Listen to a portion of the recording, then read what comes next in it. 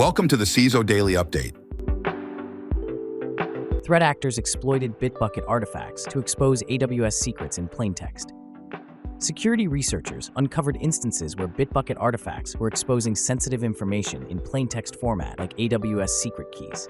Despite Bitbucket's secured variables feature, meant to encrypt and protect such secrets, a flaw in the system caused artifact objects generated during pipeline runs to contain these secured variables in readable plaintext. Threat actors could exploit this vulnerability to gain unauthorized access to AWS accounts and other resources by simply viewing the exposed secrets within the artifact text files. Researchers provided a proof-of-concept guide demonstrating how to replicate the leak. Mitigation recommendations include using dedicated secrets managers, thoroughly reviewing artifacts for exposed data, and implementing code scanning throughout the pipeline lifecycle. CentroMed data breach exposed 400,000 patient records. A CentroMed cyber attack compromised 400,000 patient records, including sensitive personal and medical information on current and former patients. The breach was discovered on May 1st, with initial investigation findings pointing to an April 30th initial compromise. Data types exposed include names, addresses, dates of birth, social security numbers, financial account details, medical records, diagnosis and treatment data, and other information. CentroMed began notifying affected parties on May 17th and established a support center for inquiries. CentroMed advises affected individuals to monitor accounts and take protective actions such as credit report freezes. Laundering cash from healthcare, romance scams lands U.S. man in prison for a decade. Malachi Mullings, a Georgia resident, was sentenced to 10 years in prison for laundering $4.5 million obtained from healthcare providers and individuals through scams, including business email compromise and romance schemes. He defrauded private companies and healthcare providers, including a state Medicaid program, and targeted numerous individual victims, many of whom were elderly. Mullings used various financial transactions to conceal the proceeds of the fraud, including purchasing a Ferrari and various luxury items. He operated through his company, the Mullings Group, using multiple bank accounts for money laundering. Hackers sell fake Pegasus spyware on Clearnet and dark web. Cybercriminals are exploiting the notoriety of the Pegasus spyware by selling fake source code, tools, and scripts under its name on the dark web and Clearnet. CloudSec's research revealed widespread misuse of the Pegasus brand, with threat actors creating their own malicious programs and fraudulently marketing them as the infamous spyware to lure victims and make illicit profits. Examples include offering permanent access to Pegasus for millions of dollars, peddling Pegasus HVNC samples for hundreds of thousands, and spreading malware disguised as Pegasus to compromise devices. Code-sharing platforms are also being abused to disseminate randomly generated files masquerading as Pegasus source code. Intercontinental exchange to pay $10 million SEC penalty over VPN breach.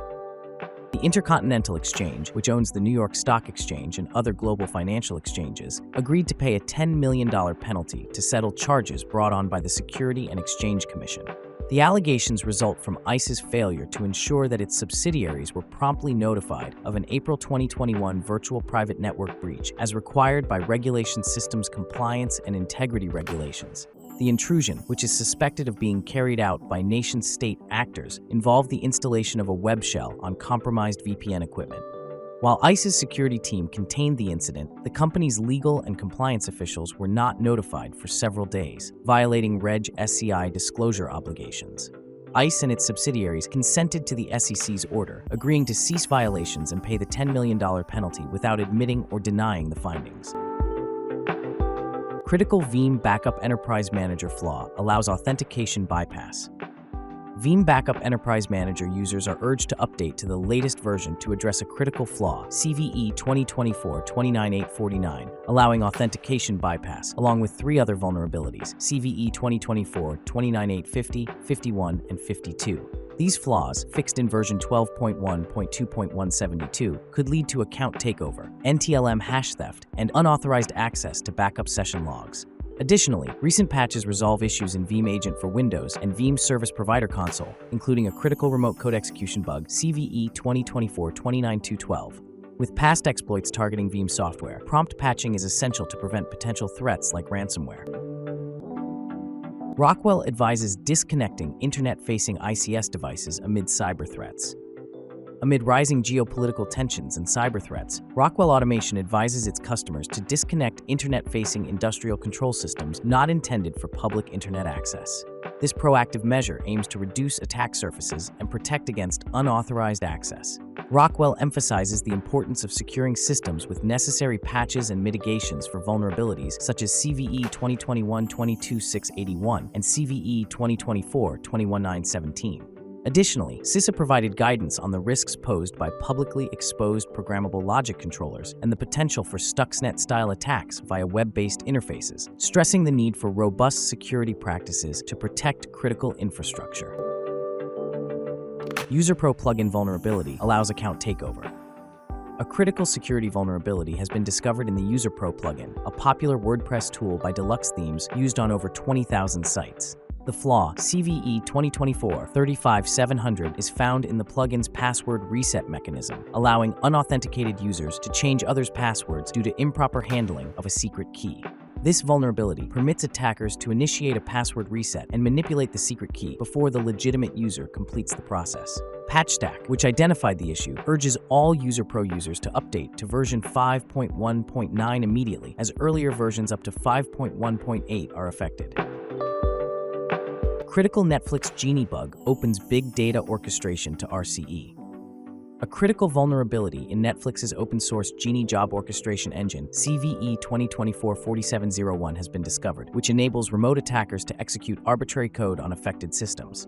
Researchers from Contrast Security identified the flaw in Genie OSS versions prior to 4.3.18, which allows attackers to exploit the file upload mechanism to traverse directories and upload files outside the intended directory, potentially exposing sensitive data and enabling remote code execution. The flaw scores 9.9 on the CVSS scale. Netflix fixed the issue in version 4.3.18 and advises organizations to upgrade immediately or limit network access to the Genie application.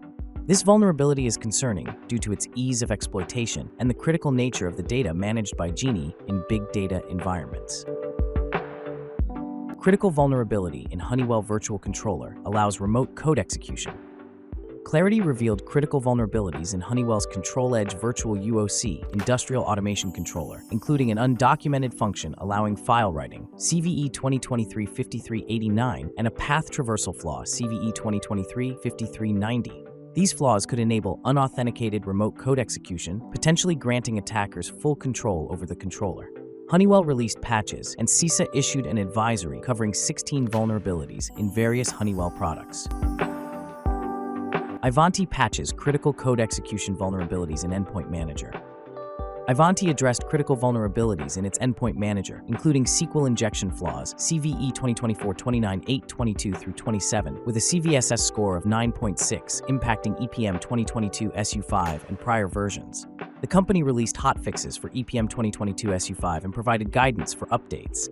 Additionally, patches were issued for high-severity vulnerabilities across various other products. No evidence of exploitation has been reported. Report reveals 341% rise in advanced phishing attacks. A recent report by /Next revealed a staggering 341% increase in advanced phishing attacks over the past 6 months, with notable rises in malicious phishing links, business email compromise, QR code, and attachment-based threats. The State of Phishing 2024 report also highlights an 856% surge in malicious email and messaging threats in the past year, and a 4,151% spike in phishing messages since the launch of ChatGPT in November 2022. This surge is partly attributed to the ease with which bad actors can use generative AI to create convincing phishing content quickly. Additionally, credential harvesting phishing attacks have risen by 217% and BEC attacks by 29%, with CAPTCHA-based and QR code attacks also increasing. Experts recommend that users enhance their cybersecurity measures by downloading tools to identify malicious emails and improving overall cyber hygiene to mitigate these growing threats. Beware, your customer chatbot is almost certainly insecure, report. As chatbots built on generative AI engines proliferate, their security is increasingly at risk, as exemplified by the ease with which users can bypass safeguards through prompt engineering. An incident with DPD's chatbot, manipulated to disparage its own service, and Immersive Labs' public challenge, where 34,500 participants frequently breached chatbot defenses, both reinforce these vulnerabilities. Despite various guardrails, many chatbots rely solely on AI backend protections, which are insufficient. CEOs accelerate GenAI adoption despite workforce resistance. According to an IBM study of 3,000 global CEOs, despite workforce resistance and governance concerns, CEOs are accelerating generative AI adoption across their organizations to drive innovation and maintain a competitive edge. The study reveals that while 64% believe generative AI adoption hinges more on people than technology, 61% are pushing rollouts faster than some employees are comfortable with, leading to workforce impacts, skill gaps, and the need for robust governance frameworks during the design phase, which only 39% currently have in place. Thanks for listening. Remember to subscribe to our newsletter at CISOHeadlines.com. Until next time, stay curious.